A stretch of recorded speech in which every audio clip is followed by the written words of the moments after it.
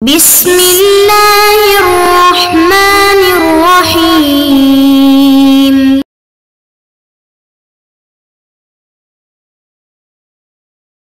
اعوذ باللہ من الشیطان الرجیم بسم اللہ الرحمن الرحیم. عزیز طلباء کرام، السلام علیکم ورحمۃ اللہ وبرکاتہ. امید ہے آپ سب خیر و عافیت سے ہوں گے. جواہر البلاغہ حصہ دوم سبق نمبر 41. جیسا کہ آپ عزیزان جانتے ہیں، پچھلی درس میں ہم نے استعارہ تبعیہ کی تعریف اور استعارہ تبعیہ کے موارد میں سے ایک مورد پڑھی تھی.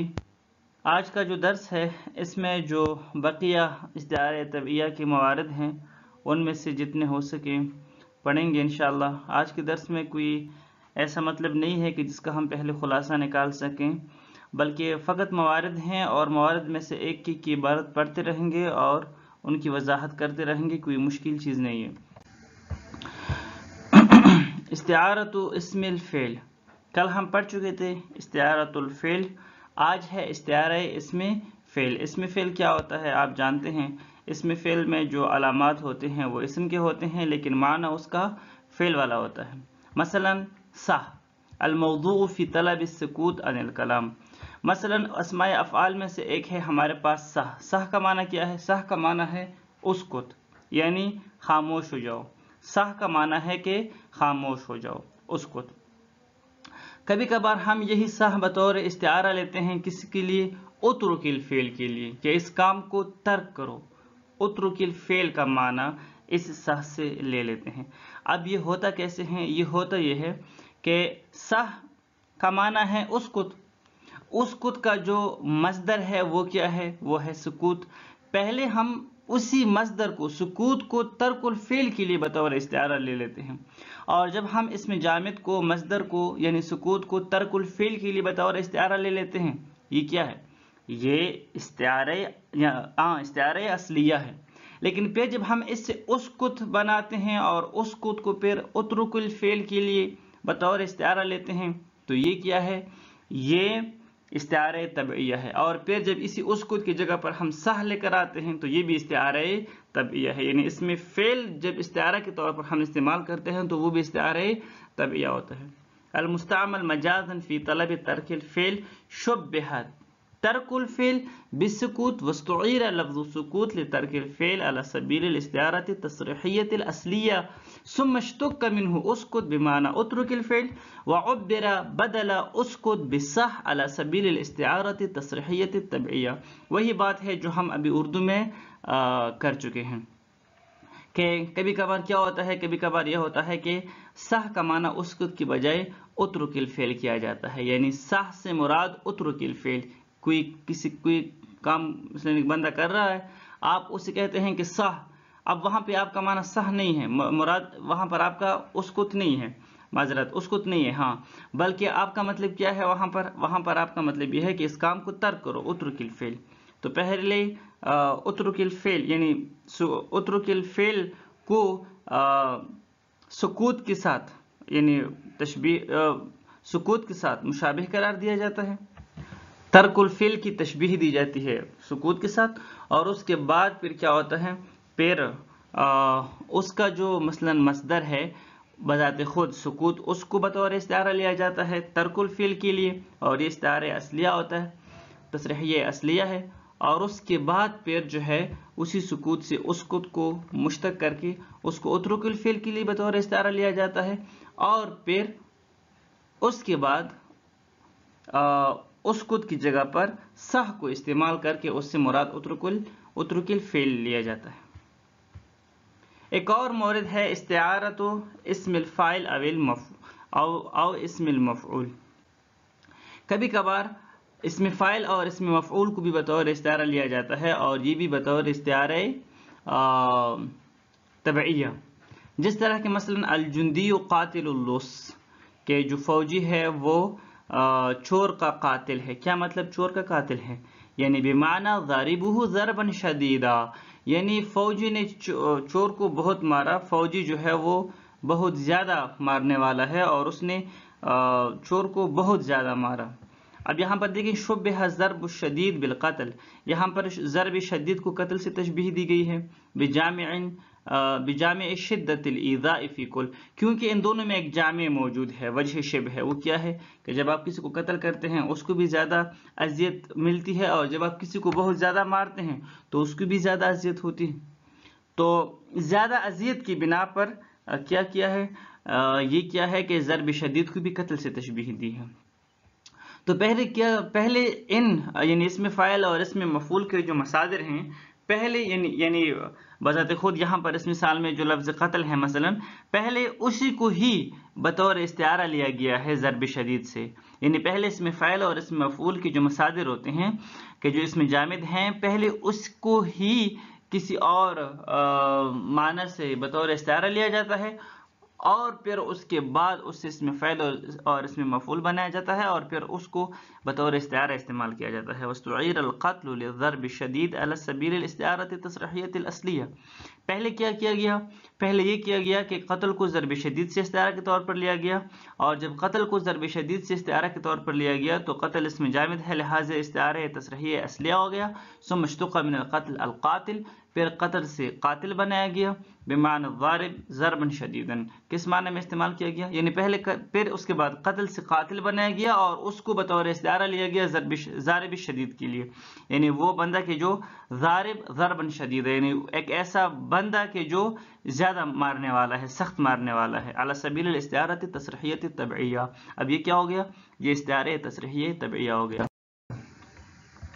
ایک اور ہے استعارۃ الصفۃ المشبہہ، کبھی کبھار صفت مشبہہ کو بطور استعارہ لیا جاتا ہے، یہ بھی اسماء مشتقہ میں سے ہے، نحو قولہ تعالی قل هل يستوي الاعمى والبصیر، کیا دیکھنے والے اور نہ دیکھنے والے برابر ہیں؟ لازم سی بات ہے، برابر نہیں ہے۔ اب یہاں پر خداوند تبارک و تعالیٰ کیا سمجھانا چاہتے ہیں، شبہ الکفر بالعامی، پہلے کیا کیا گیا، پہلے یہ کیا گیا کہ تشبیہ دی گئی، یعنی کفر کو تشبیہ دی آندھے پن کے ساتھ، فی اقتضائہ عدم ادراک بعض الحقائق الجلیہ، کیونکہ جو آندھا ہوتا ہے وہ بالکل واضح اور روشن حقائق جو اس کے سامنے ہوتے ہیں وہ نہیں دیکھتا، یعنی بالکل اس کے سامنے جو چیزیں ہوتی ہیں وہ بھی نہیں دیکھتا جو آندھا ہوتا ہے، اور جو کافر ہوتا ہے وہ بھی ایسا ہی ہوتا ہے کہ وہ حقائق یعنی ایسی باتیں کہ جو بالکل حق ہیں، بالکل واضح ہیں، عقلی ہیں، ان کا وہ انکار کرتا ہے، ان کو درک نہیں کرتا۔ مثلا اللہ کا ہونا، کافر کیا کرتا ہے، کافر اللہ کا انکار کرتا ہے، جبکہ اللہ کا ہر مخلوق ہمیں بتا رہا ہے کہ خدا ہے۔ اب اس طرح کی واضح ذات کا انکار کرنا یہ کیا ہے، یہ تو مناسب نہیں ہے، اب یہ آندھا پن ہے نا۔ وَاسْتُعِيرَ الْعَامِيَ لِلْكُفْرِ عَلَى سَبِيلِ الْاِسْتِعَارَةِ الْأَصْلِيَّةِ، اور پھر کیا کیا گیا، پھر یہ کیا گیا کہ جو آندھا پن ہے، عامی ہے، اس کو کفر کے لیے استعارہ کے طور پر استعمال کیا گیا، کیونکہ یہ اسم جامد ہے تو یہ استعارہ اصلیہ ہو گیا۔ ثم اشتق من العامی بمعنى الکفر، پھر اس کے بعد یہ جو عامی ہے کہ جس کو کفر کے یعنی کہ جس کو بطور استعارہ لیا گیا ہے کفر سے، اس سے مشتق کیا گیا کس کو، اعما کو، اور پھر اعما کو کافر کے معنی میں، بمعنی کافر یعنی کافر کے معنی میں لیا گیا، پھر اعما کو استعارہ لیا کافر سے، علی سبیل الاستعارۃ التصریحیہ، علی سبیل الاستعارۃ التصریحیۃ الطبعیہ، اور جب ہم اعما کو کافر کے لیے بطور استعارہ لیتے ہیں تو یہ کیا ہے، استعارہ تصریحیہ طبعیہ ہے۔ وَقَذَا شُبِّهَ الْإِيمَانِ، اب یہاں پہ دوسری چیز بصیر، اسی طرح اس میں بھی یہی بات ہے، شُبِّهَ الْإِيمَانُ بِالْبَصَرِ فِي اقْتِضَائِهِ لِلْعِلْمِ وَاسْتُعِيرَ الْبَصَرُ لِلْإِيمَانِ عَلَى سَبِيلِ الْإِسْتِعَارَةِ الْأَصْلِيَّةِ ثُمَّ اشْتُقَّ مِنَ الْبَصَرِ بِمَعْنَى الْإِيمَانِ الْبَصِيرُ بِمَعْنَى الْمُؤْمِنِ عَلَى سَبِيلِ الْإِسْتِعَارَةِ التَّصْرِيحِيَّةِ الطَّبْعِيَّةِ۔ اسی طرح پہلے جو ہے مثلا ایمان کو تشبیہ دی گئی بصر کے ساتھ، بصارت کے ساتھ، بصر کے ساتھ، کیونکہ جو بصیر ہوتا ہے وہ چیزوں کو دیکھ لیتا ہے، اور جو مومن ہوتا ہے وہ بھی حقائق کو درک کر لیتا ہے۔ پھر اسی لفظ بصر کو ایمان سے استعارہ لیا گیا بطور استعارہ اصلیہ، اور پھر جو ہے اس سے کیا مشتق کیا، اس سے مشتق کیا گیا، یعنی اس سے بنایا گیا صفت مشبہہ کی جو بصیر ہے، اور پھر اس بصیر کو بطور استعارہ لیا مومن سے، علی سبیل الاستعارۃ التصریحیۃ الطبعیہ۔ آسان ہے، اس میں کوئی مشکل چیز نہیں ہے۔ استعارہ تو اسم زمان او مکان، ایک اور چیز ہے وہ ہے اسم زمان اور اسم مکان، یعنی انہی مصادر سے ایک اور چیز جو بنتی ہے وہ اسم زمان اور اسم مکان ہے، اور پھر ان کو بھی بطور استعارہ استعمال کیا جاتا ہے۔ نحو قولہ تعالی، جس طرح کہ اللہ تعالیٰ کا فرمانا ہے من بعثنا من مرقدنا، کس نے ہمیں قبروں سے اٹھایا۔ اب مرقد کا معنی کیا ہے؟ مرقد کا معنی ہے آرام گاہ، وہ جگہ کہ جہاں پر کوئی سوتا ہے، آرام کرتا ہے۔ اب یہاں پر اس آیت میں مرقد کو استعمال کر کے اس سے مراد کیا لیا ہے؟ اس سے مراد قبر لی ہے۔ قبر تو آرام گاہ نہیں ہے نا، قبر تو مردے کو دفنانے کی جگہ ہے، آرام گاہ میں تو کوئی زندہ بندہ سوتا ہے اور آرام کر رہا ہوتا ہے۔ اب ان دونوں میں جامع کیا ہے؟ جامع یہ ہے کہ مثلاً آرام گاہ میں جب زندہ سوتا ہے یا قبر میں جب آپ کسی مردے کو رکھ لیتے ہیں، ایک تو ایک کہ بذات خود یعنی وہ اس میں باقی ہوتے ہیں، یعنی آرام گاہ میں ایک زندہ باقی ہوتا ہے اور وہاں پہ موجود ہوتا ہے، اور قبر میں مردہ موجود ہوتا ہے، لیکن یہ کوئی بھی فعل انجام نہیں دے رہے ہوتے ہیں، افعال اختیاریہ انجام نہیں دے رہے ہوتے، تو اس کو اس جامع کی بنا پر استعمال کیا گیا۔ اور ابھی آگے دیکھتے ہیں کہ کیا ہو گیا۔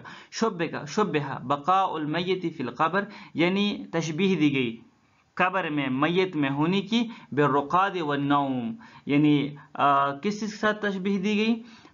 اس چیز کے ساتھ تشبیہ دی گئی ہے کہ مثلا قبر میں میت کا ہونا اور زندے کا آرام گاہ میں ہونا، تو زندے کے آرام گاہ میں ہونے کے ساتھ تشبیہ دی گئی ہے۔ کیوں؟ بجامع عدم ظہور الافعال الاختیاریت فی کل، کیونکہ جو بندہ مثلا مر چکا ہے قبر میں ہے وہ بھی افعال اختیاریہ انجام نہیں دیتا، اور جو بندہ مثلا آرام گاہ میں آرام کر رہا ہے، سو رہا ہے، وہ بھی افعال اختیاریہ یعنی اپنے اختیار سے کوئی چیز کوئی فعل انجام نہیں دیتا۔ ثم استعیر الرقاد للبقاء القبر على سبیل الاستعارۃ التصریحیۃ الاصلیۃ، پھر اس کے بعد جو ہے رقاد کو بقاء فی القبر یعنی میت کا قبر میں ہونے کے لیے استعارہ کے طور پر لیا گیا اس مصدر کو، استعارہ اصلیہ، کیونکہ یہ مصدر ہے، اس میں جامد ہے۔ ثم اشتق من الرقاد بمعنى البقاء المرقد، پھر اسی رقاد سے کہ جو بقاء کے معنی میں ہے مرقد کو مشتق کیا گیا بمعنى مکان البقاء والقبر على سبیل الاستعارۃ التصریحیۃ الطبعیہ، کس معنی میں؟ بمعنى مکان البقاء والقبر، یعنی ایک ایسا مکان کے جہاں پر مثلا وہ میت موجود ہے، یعنی قبر کے معنی میں پھر یعنی مرقد کو پھر قبر کے معنی میں استعارہ کے طور پر لیا گیا، استعارہ تصریحیہ طبعیہ۔ وہ استعارہ تو اسم تفضیل، ایک اور بھی ہے کہ جو اسم تفضیل ہے، کبھی کبھار اسم تفضیل بھی بطور استعارہ استعمال کیا جاتا ہے۔ نحو ھذا اقتل لعبیدہ من زید، یہ بندہ تو زید سے بھی زیادہ جو ہے اپنے غلاموں کو مارنے والا ہے، مارتا ہے۔ اے اشد ضربا لہم منہم، یعنی زید سے بھی زیادہ جو ہے اپنے غلاموں کو مارتا ہے۔ اب یہاں پر اقتل کیا ہے؟ اقتل اسم تفضیل ہے، بطور استعارہ استعمال کیا گیا ہے اشد ضربن سے، لیکن ہوا کیا ہے؟ یہ استعارہ کون سا استعارہ ہے؟ استعارہ طبعیہ ہے۔ کیوں؟ کیونکہ فقد اشتق من القتل بمعنى ضرب الشدید، یعنی پہلے جو ہے اس اقتل، یہ اقتل جس مصدر سے بنا ہے قتل، پہلے جو ہے ہمارے پاس وہی قتل تھا، اور پہلے اسی قتل کو ہی استعارہ لیا گیا ضرب شدید سے، اور اس کے بعد پھر اس قتل سے اقتل کو مشتق کیا گیا، اقتل بمعنی اشد ضربا، یعنی پھر اس کے بعد اس سے اقتل کو جو ہے بنایا گیا، اور پھر اس اقتل کو استعارہ لیا گیا ضرب شدید سے، علی سبیل الاستعارۃ تصریحیۃ طبعیہ۔ اس میں کوئی مشکل چیز نہیں ہے، ان تمام میں بہت ہی آسان ہے، بس یہ ہے کہ تھوڑی سی دقت کی ضرورت ہے۔ باقی جو معنی ہے انشاءاللہ وہ آنے والے درس میں بیان کریں گے، معذرت باقی جو موارد ہیں۔ والسلام علیکم ورحمۃ اللہ وبرکاتہ۔